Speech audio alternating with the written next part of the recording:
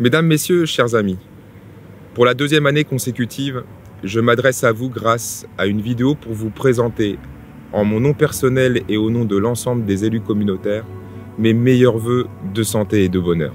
Si la situation sanitaire l'avait permis, je vous aurais annoncé de vive voix qu'en 2022, la porte du Hainaut va s'ouvrir au monde. Et pour l'illustrer, et illustrer cette ambition, je citerai 3 actions phares. Le projet de territoire, les 10 ans de l'UNESCO et le Tour de France. Tout d'abord, le projet de territoire. Des enjeux planétaires sont face à nous. Et ils confirment notre volonté, la nécessité de travailler au présent et à l'avenir du territoire. Le réchauffement climatique est là, 10 ans plus tôt que prévu. Les 1,5 degrés de plus sur la planète annoncés pour 2040, nous les connaîtrons dès 2030. La montée des mers et la fonte des glaces sont considérées aujourd'hui comme irréversibles. Les transitions, c'est donc maintenant qu'elles doivent s'opérer. Transition écologique, transition énergétique, mais aussi transition numérique que la crise sanitaire a accélérée. La transition démographique aussi, générée par le baby boom et donc le vieillissement de la population, et ainsi que l'état de santé de tous, doivent être également pris à bras le corps. Soyons-en convaincus. Ces quelques exemples nous commandent de prendre des grandes décisions maintenant pour l'avenir des habitants de notre territoire. Dans ces conditions, le court terme ou le temps d'un mandat ne peut plus être la seule échelle des décisions des élus locaux. On voit bien que ces enjeux de transition nécessitent d'agir maintenant, en pensant les 20, 30, 50 prochaines années, tant ce qui sera décidé ou pas aujourd'hui pèsera pour les décennies à venir.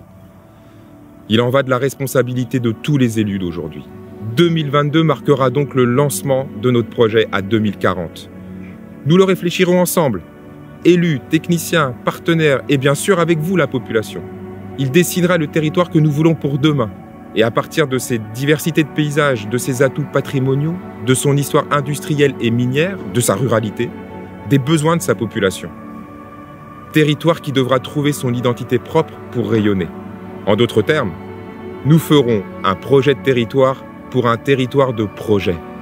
L'ouverture au monde en 2022 sera aussi de fêter dignement le 10e anniversaire de l'inscription du bassin minier au patrimoine mondial de l'UNESCO. Cette inscription élève les paysages de l'ancien bassin minier au même rang que les pyramides d'Égypte. Je vous le disais, l'histoire industrielle et minière constitue l'ADN d'une partie de notre territoire. L'extraction minière a marqué de manière indélébile le sous-sol, façonné les paysages et construit la mémoire des hommes, ces gueules noires qui ont donné beaucoup à notre région et à notre pays. Il faut s'en souvenir.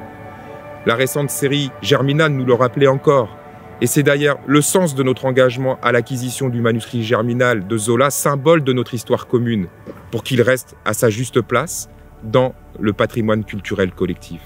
Tous ceux qui ont contribué à obtenir cette inscription à l'UNESCO, en se battant sans relâche, doivent être infiniment remerciés pour avoir rendu de la fierté aux habitants de toute notre région.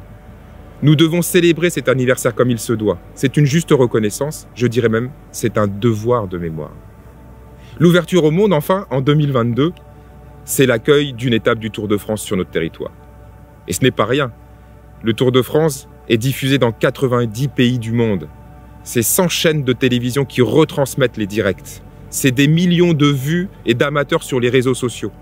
C'est donc un véritable coup de projecteur pour notre communauté d'agglomération. Mais ce sera surtout l'occasion d'animer le territoire et de nous retrouver lors de rendez-vous culturels, festifs et sportifs, comme la célébration du 60e anniversaire de la victoire de Jean Stablaski au championnat du monde. Nous sommes une terre de vélo, comme en témoigne d'ailleurs le démarrage de la mise en œuvre de notre plan cyclable. C'est aussi notre marque de fabrique et nous allons le faire savoir. Ces 3 exemples d'une porte du Hainaut qui s'ouvre au monde. Le projet de territoire, l'anniversaire UNESCO, le Tour de France, marquent donc une ambition forte pour la CAPH et un nouvel élan pour notre agglomération. Voilà ce que je souhaitais vous dire en attendant de pouvoir nous retrouver. Je vous souhaite encore une fois le meilleur pour vous, vos familles, vos amis, pour notre territoire. Donc prenez soin de vous, de vos proches et à très bientôt.